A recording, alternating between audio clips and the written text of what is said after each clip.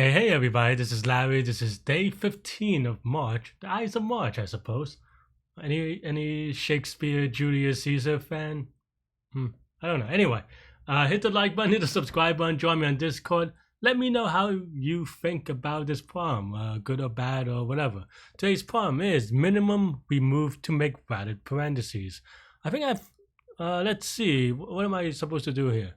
Return any, this valid and return any valid string. Okay. So this one has an extra thing, so okay.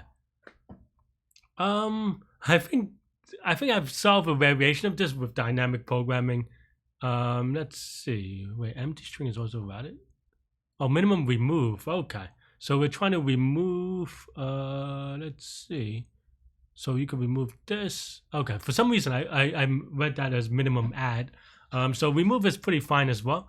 In that case, it's actually way easier. Maybe I don't know. Well, it's definitely not as hard. But the idea I think is probably just gonna be greedy, right? So there are two cases you can think of. Let me see. Yeah, the only two cases you can think of with respect to regular not parentheses, but maybe parentheses. Was that yesterday's problem where we had see whether a thing is valid, or maybe I'm mixing them up. Okay, maybe not. Valid parentheses. Okay, so that was 2 days ago, right? Which one was this one? Yeah, so this, but it has to match the parens. But basically there is, in this case, there's only one paren, right? So almost the characters don't matter, that's one. And so all you have to do is, the only two cases that make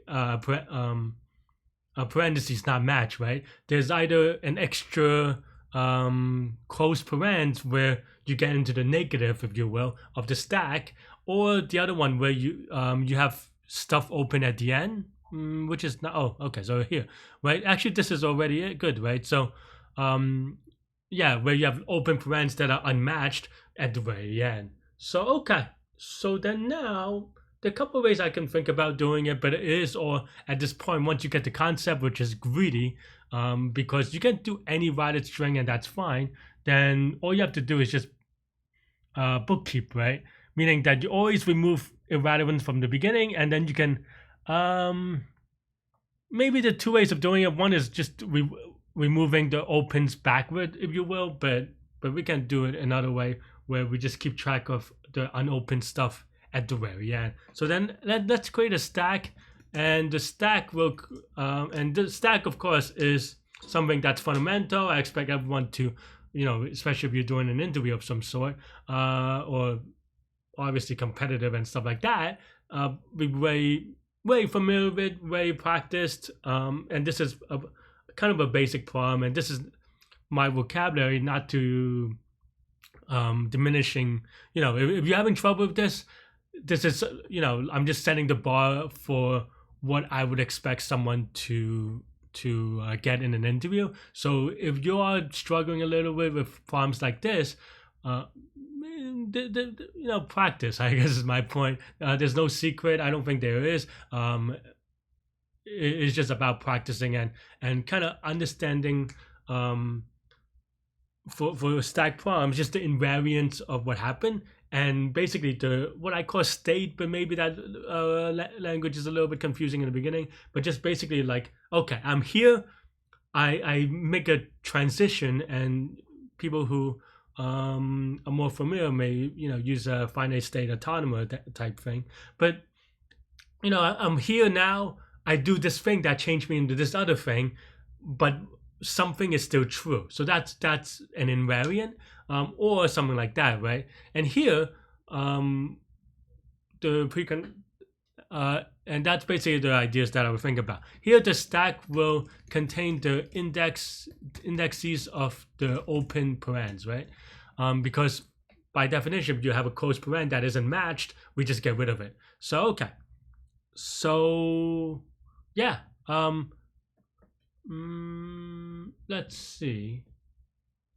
So then now there are a couple of ways you can think about doing it, and for me, I would just maybe do it the dumbest way you can think about it. And I say dumb not in a bad way, but maybe naive is a better word. But just like any way to kind of keep track, right? As we talk about, this is this is just bookkeeping. So let's just say maybe deleted is equal to force times n, where n is equal to the length of s. And then in that case, we just go left to right from I and then C and enumerate S, right? So then now we go, okay, if C is, I was going to say if this is alphanumeric, but okay, so if this is in the then we parse it a little bit. Else this is alphanumeric or just alphabet, I guess, in this case. Alphabet? Alphabet? In this case, we just, continue, right? So we don't have to write this, but I wanted to say it out just so that you see what my dot process is. And of course, this does nothing, so we can just remove it. But for now, like I said, we'll visualize this a little bit because we don't have to manipulate delete it. But if you write it another way, this might have something to do, for example. But in this case, it's not necessary. Okay, so then now, if C is equal to the open parentheses, and my autocomplete is doing that. But yeah, if this is okay, then we always append I, because as we said, this contains the indexes, and then that's it. And if it's closed, then if length of stack is equal to 0, then we're not good. Then deleted of I is equal to true, because we have to delete this, because if the stack is 0, that means that this parenthesis is not matching anything, this close parentheses, and then we have to delete it. Let me mute some stuff. But yeah, and then else, if the stack is there is something on the stack, then we just pop it. This is pretty basic, and that's pretty much it. And then at the very end, we go through the stack again to see the left open ones. If stack is empty, that's fine. But if not, which is what is going to happen, deleted of I is equal to true. And then now, we just have to have an answer. We go for I in range of n. If deleted of I, if not deleted, then answer dot append s sub I, and then at the very end, I know that I can write this in one-liner, but for those of you who likes Python or whatever your language, I urge you to try. But I just wanted to write it out for easier visualization. Okay, so I am way verbose here. To be honest, there are some minor things we can optimize with respect to code, but that's okay.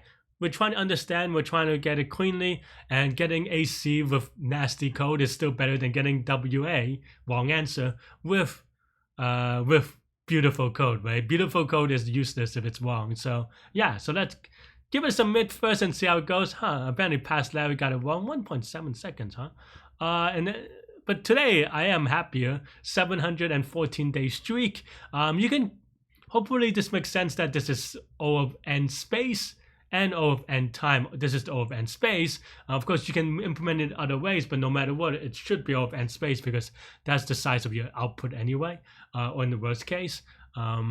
And O of n time, because we look at each character at most once, and each one does like an append or a pop, which is O of 1 operation. All these operations are O of 1, and the alphabet we kind of ignore, right?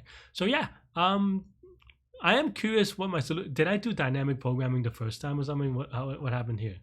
No. Why did that take 1.7 seconds? That's interesting. Well, I guess I did a lot of string concat. So what happens is that this is a lot of string concatenation, and I actually seems like I have the same idea. This is just very weird, actually. What is Larry? What is past Larry doing? I don't know what he was doing, but I guess this is also where practice helps, because 2.5 years later, or maybe even before that, even a year before that, I am able to get it in much quicker time, though not optimal time, but some of that is just I don't care about it. But yeah, that's all I have for this one. Let me know what you think. Stay good, stay healthy, to good mental health. Now see you later. Bye bye.